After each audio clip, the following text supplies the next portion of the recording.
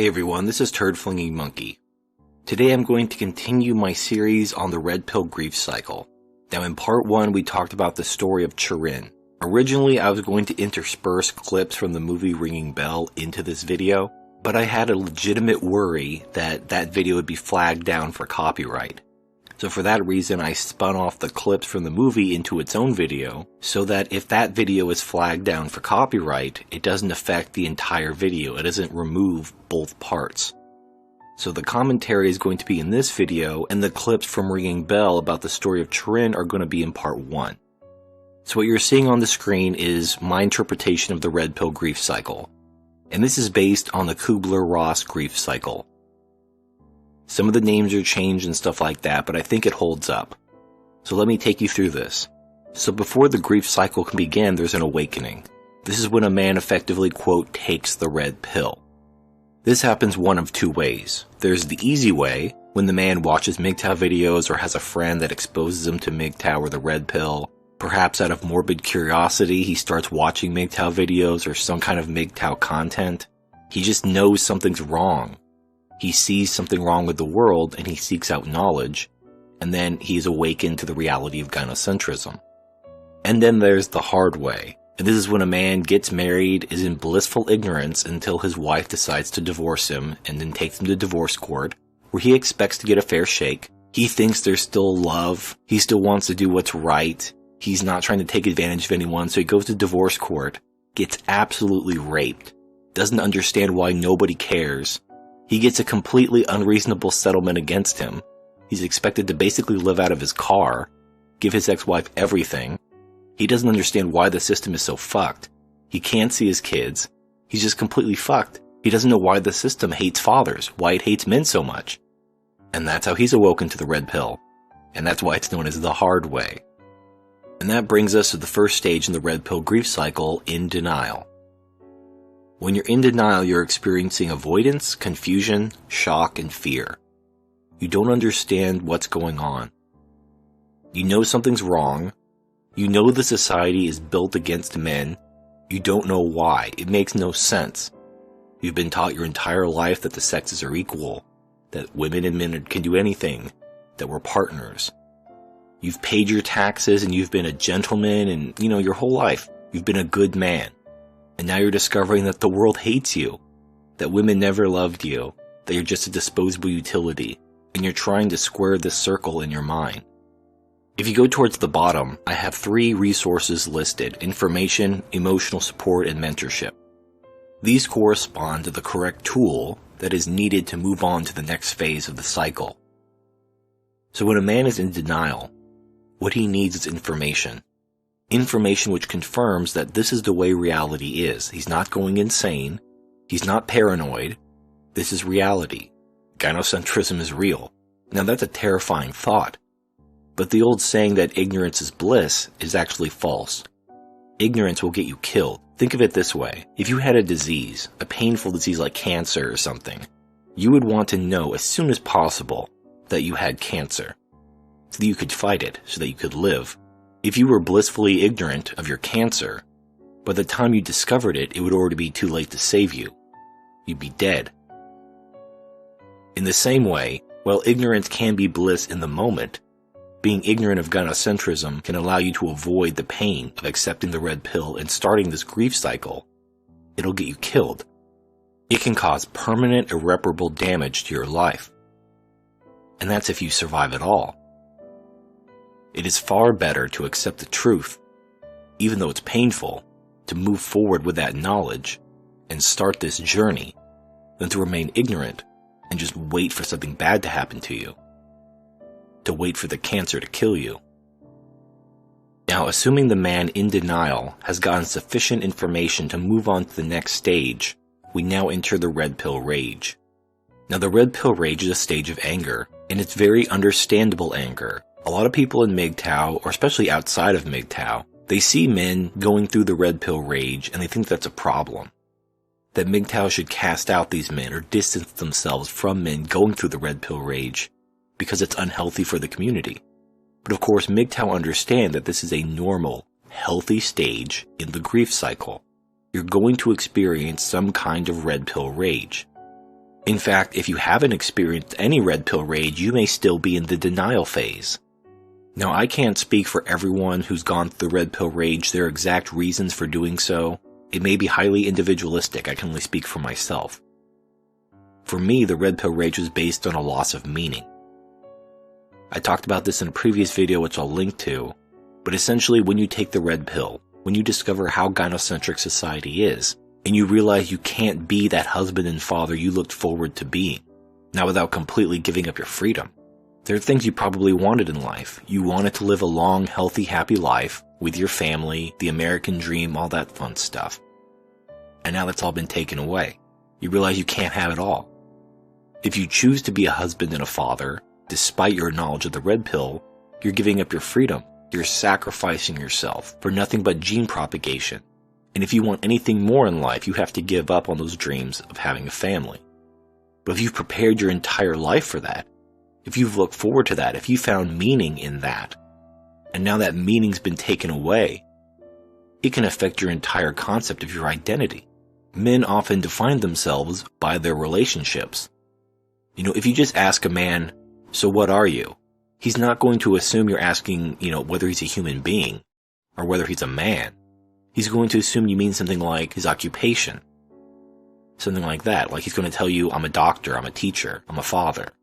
He defines himself through his relationships. And this loss of identity, this loss of meaning, causes anger and frustration. So how does a man move forward from the red pill rage? Now again, it may be individualistic, but for me, it was again information. A man needs to have hope that there is more to life than being a husband and a father. If that's how he defined himself previously, he needs to find new meaning. He doesn't need to find that meaning yet. He needs to know there's more to life than simply being a husband and a father.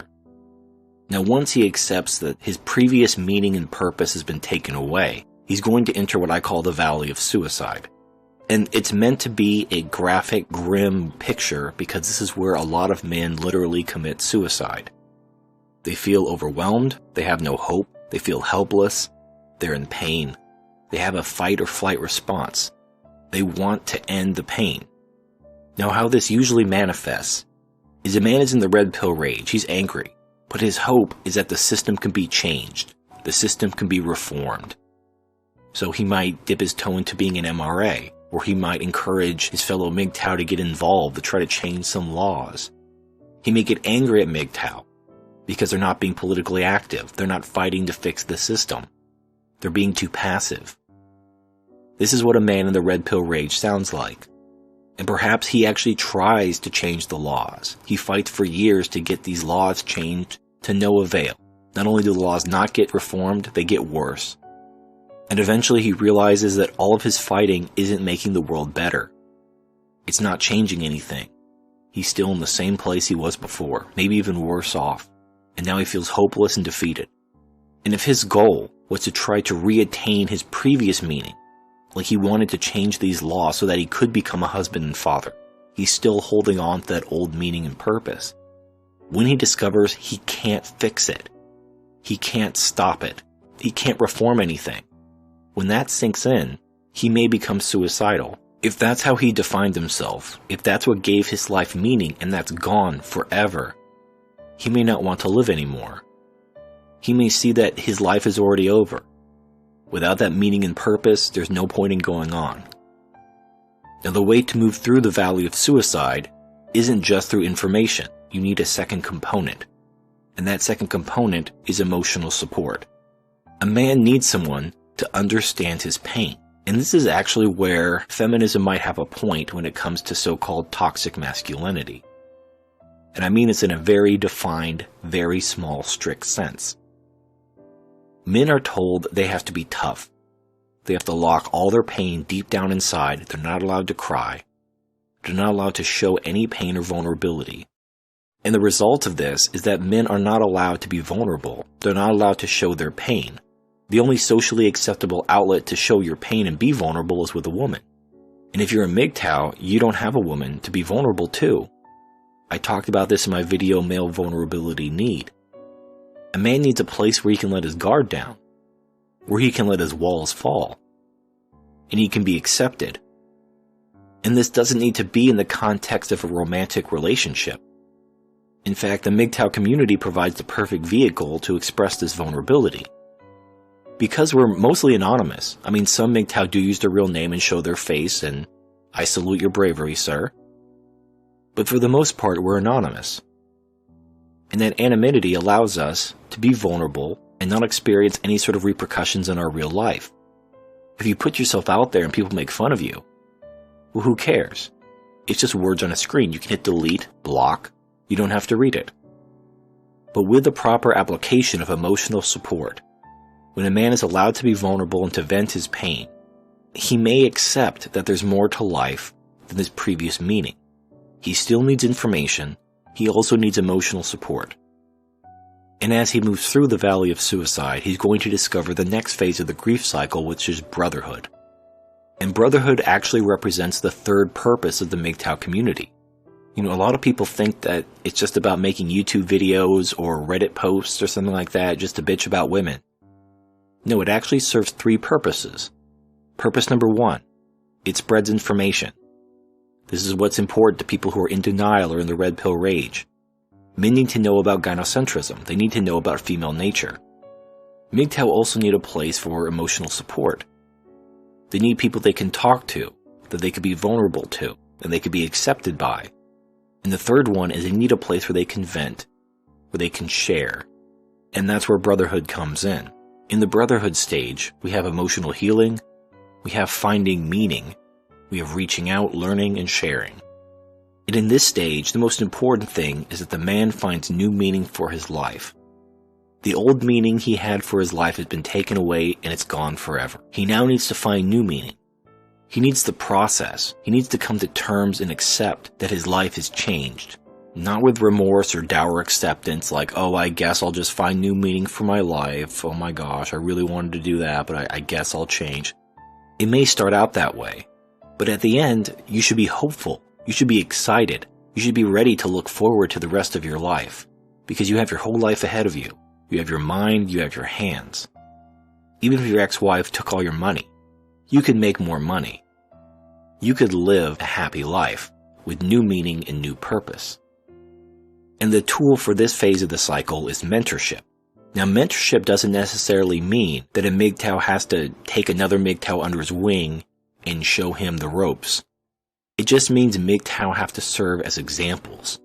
It just means that MGTOW need to be role models by demonstrating that they found new purpose and new happiness outside of the gynocentric paradigm. Some MGTOW may dedicate their lives to the pursuit of knowledge and understanding. And if that resonates with you, you may find meaning and purpose in that as well. Perhaps philosophy, perhaps travel and experiencing different cultures, perhaps putting out content and trying to reach men and trying to wake up as many men as possible, whatever. Whatever that new meaning and purpose is, that thing that makes you truly happy, you need some sort of guide, someone to show you there is light at the end of the tunnel. And that's where mentorship comes in. And the final stage is self-actualization. This is when a man, through a lot of introspection, perhaps even years of introspection, has found his new purpose and his new meaning. And the benefits of self-actualization are you have male sovereignty, individual worth, internal validation. You have new plans and dreams, and you're moving forward. You're no longer burdened by your previous meaning, your previous life. In fact, you may not even recognize the man you were at the beginning. It may be like night and day, like these people who lose like 500 pounds, and no one even recognizes them anymore. Internally, you may be an entirely different human being. With new purpose and new meaning, you're moving forward in your life. You're genuinely happy. You're excited and you're loving life because you realize there's more to life than what the gynocentric world has laid in front of you. What the gynocentric world has said, this is your meaning, this is your purpose, stay in this box and don't come out. Now perhaps after reaching this pinnacle, you want to go back and help your fellow men also reach this pinnacle with you. You may have completely different dreams that take you in a completely different direction, away from the MGTOW community, where you just disappear. And that's fine. I talked about this in my video Into the Wasteland. The downside of being a sovereign male is that you're alone. It's not necessarily a bad thing, but it is a reality. You're going to find that your blue pill friends just don't understand you. They may think you're crazy. It's going to be very hard for you to connect with other men who aren't on your level. And of course, within the MGTOW community, there's constant infighting. There's all kinds of bullshit going on. And you may decide that it's just not worth it anymore, that it's not making you happy, and you may leave. And some people look at that, when a man deletes his YouTube channel and disappears from the community, that he had to have gone back to the blue pill, that he had to have gotten a girlfriend and he's worshiping pussy or whatever. No. He may have just decided that his path takes a different road than the MGTOW community. He's effectively outgrown it. There's nothing wrong with that. Wherever your path leads, if you're a sovereign male, if you see your individual worth as a man, if you have internal validation, and you're following your dreams, and you're moving forward, you have achieved the pinnacle of self-actualization. Whether or not you continue to make videos, whether or not you continue to watch or comment on videos, it doesn't matter. That's not what the MGTOW community is about. If 5 years from now, you're still watching MGTOW videos, you haven't reached self-actualization yet, then something's wrong. You're holding yourself back. You're trapped in one of these phases. Whatever phase you're trapped in, you're only hurting yourself by not moving forward. But when you do move forward, you may find that the MGTOW community doesn't benefit you anymore, that your life is pulling you in a different direction. Go with it. Live your life. Be free. That is the essence of men going their own way. You eventually are going to go your own way. And that may be away from YouTube and Reddit and MGTOW.com and all these other platforms that MGTOW create. Your own way may be away from all of them. And we may never see you again. But let our last words be that of love and brotherhood. Good luck. Take care. And if you need us, we'll be here for you. But a final word of warning. When you wander into the wasteland, you can't go back. Just as in the movie, Chirin learned he can no longer have a life with the sheep of his childhood. And because the wolf was gone, he had no home at all. When you are a self-actualized man, you can't just go back to your old life. And if you do, you have to wear a mask. You have to hide what you are, because the blue pill world won't understand you. So then you'll have to reprioritize how you want to live your life.